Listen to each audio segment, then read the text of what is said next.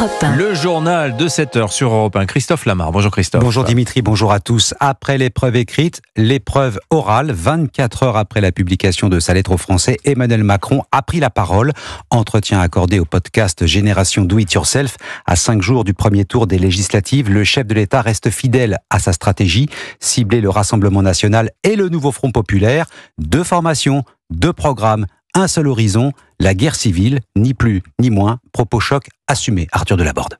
La stratégie est claire, dramatiser les enjeux du scrutin, interroger sur les réponses à apporter à l'insécurité. Emmanuel Macron cible d'abord le RN. Je pense que c'est hors sujet la réponse de l'extrême droite parce qu'elle renvoie les gens ou à une religion, à une origine. Et c'est en ça qu'elle divise et qu'elle pousse à la guerre civile. L'alliance de la gauche est elle aussi accusée de pousser à la guerre civile. Elle n'assume plus du tout le cadre de la laïcité, c'est-à-dire une république qui est neutre et bienveillante pour les religions. Elle les enferme dans un communautarisme qui est un peu électoral. Mais ça, c'est aussi la guerre civile derrière. Alors qu'une bonne partie de son camp l'appelle à la discrétion, le chef de l'État continue à s'impliquer dans la campagne et il rejette la responsabilité d'un éventuel échec sur les Français à qui il dit faire confiance. Ce sera la faute de personne le soir du deuxième tour. Ce sera la responsabilité des Français. Et moi, c'est pas un pari, c'est une confiance. Pas certain pour autant que ces mots suffisent à apaiser la colère de nombreux électeurs, ni celle des députés de sa majorité dont beaucoup pourraient perdre leur siège. Arthur Delaborde du service politique d'Europe 1. Stratégie de la dramatisation suivie également par le Premier ministre ce matin dans les colonnes du Figaro. Le pays joue sa peau et risque une grande déchirure en cas de victoire du RN ou de la NUPES nouvelle formule, alerte Gabriel Attal. Le Rassemblement national, lui, a donc présenté son programme hier midi. En matière économique, certains lui trouvent une ressemblance avec celui de la majorité présidentielle. À ceci près qu'il existe au moins 2 divergences profondes sur l'âge de départ à la retraite et la fiscalité sur l'énergie. Pour le reste, Barthélémy Philippe, si Jordan Bardella entrait à Matignon au lendemain du 7 juillet, il ne serait pas forcément en désaccord sur la ligne économique du président Emmanuel Macron. Oui, les dossiers immigration, Europe ou climat annoncent une cohabitation houleuse, mais sur l'économie, Emmanuel Macron et Jordan Bardella pourraient parfois se rejoindre. Jordan Bardella veut par exemple poursuivre la baisse des impôts de production que le président a fait diminuer de près de 15 milliards d'euros depuis 2017. Maintenons l'ambition de poursuivre la baisse des impôts de production en faveur de l'industrie. Avant la dissolution, le Parlement s'apprêtait à examiner le projet de loi simplification pour alléger les normes qui pèsent sur les entreprises, un chantier que Jordan Bardella veut reprendre. Nous lancerons les états généraux de la simplification. Ils permettront de mettre à plat un certain nombre d'entraves à la croissance. Comme le président, Bardella estime que les charges des entreprises freinent l'augmentation des salaires. Il veut donc une exonération temporaire de charges patronales pour celles qui augmentent leurs salariés de 10%, tandis que le camp présidentiel veut les baisser sur les salaires jusqu'à 2000 €. Enfin, les 2 hommes veulent renforcer l'abattement fiscal sur l'héritage pour les familles modestes et les classes moyennes et ils promettent d'indexer les retraites sur l'inflation. Barthélémy Philippe du service économie d'Europe 1. Alors à gauche maintenant, Jean-Luc Mélenchon dénonce la guerre menée contre lui par son propre camp. Le leader de la France insoumise sur France 2 hier soir, dans son collimateur, François Hollande et Raphaël Glucksmann, coupables selon lui d'avoir trahi la gauche et les accords passés. Jean-Luc Mélenchon répète qu'il n'est candidat à rien, mais un insoumis pourrait occuper Matignon. À ses yeux, le poste conviendrait très bien à Manuel Bompard ou Mathilde Panot. Vous écoutez Europe 1 matin, il est 7h04. L'actualité de ce mardi nous emmène également à Saint-Martin-Vésubie, à nouveau victime des intempéries. Cette commune des Alpes-Maritimes, encore traumatisée par le passage de la tempête Alex il y a 4 ans. On retrouve tout de suite en direct le correspondant d'Europe 1 dans la région, Frédéric Michel. Les fortes pluies de la soirée et de la nuit ont provoqué déjà de gros dégâts. Oui, plusieurs ponts ont été emportés par la crue, 3 au total et 2 passages à gué dans ce secteur de la Vésubie déjà fragilisé par la tempête Alex. Au Boréon et dans le quartier de Loutre, sur les hauteurs de Saint-Martin-Vésubie, les pompiers sont venus en aide à plusieurs randonneurs bloqués dans leur camping-car et dans les refuges. Le personnel a aussi été évacué.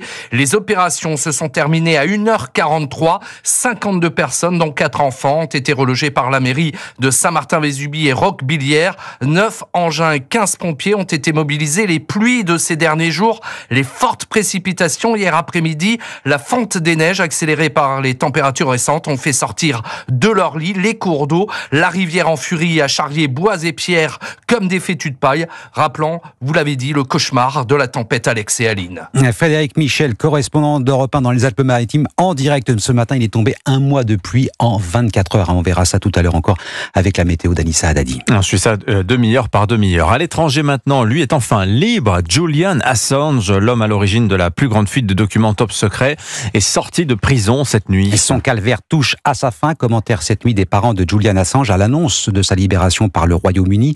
Le fondateur des Wikileaks, actuellement en cours de transfert vers les îles Mariannes, territoire du Pacifique sous contrôle américain. Et c'est pour cette raison que nous partons retrouver Aviva Fried, correspondante d'Europe 1 aux États-Unis. C'est la fin d'un long feuilleton judiciaire.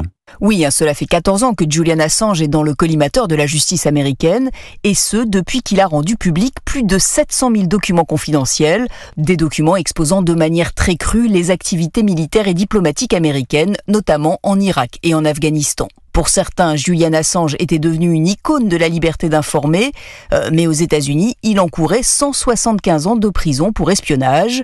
Il s'était d'abord réfugié à l'ambassade d'Équateur à Londres pour éviter une extradition. Il y passera 7 ans avant de se rendre aux autorités britanniques et d'être incarcéré. Plusieurs audiences à venir devaient décider de son extradition vers les États-Unis pour être jugé. Ce ne sera finalement pas le cas. En acceptant de plaider coupable de complot pour obtenir et divulguer des informations relevant de la défense nationale, Julian Assange évite un procès. L'accord, qui doit encore être validé dans la journée, prévoit une peine de 62 mois de prison, ce qui correspond à ce qu'il a déjà purgé au Royaume-Uni. C'est donc un Julian Assange libre qui va regagner son pays, l'Australie. Aviva Fried, correspondante d'Europe 1 aux États-Unis, que l'on retrouvera bien sûr dans le journal de 8h pour entrer dans le détail des négociations qui ont permis la libération cette nuit de Julian Assange. Allez, l'Euro de football, France-Pologne, 18h ce soir. Les Bleus sont qualifiés d'ores et déjà pour les huitièmes de finale, mais ils ont besoin de se rassurer. Oui, alors on ne va pas entrer dans le détail du règlement, mais les Français sont assurés de finir parmi les meilleurs troisièmes de cette phase de groupe et donc effectivement qualifiés.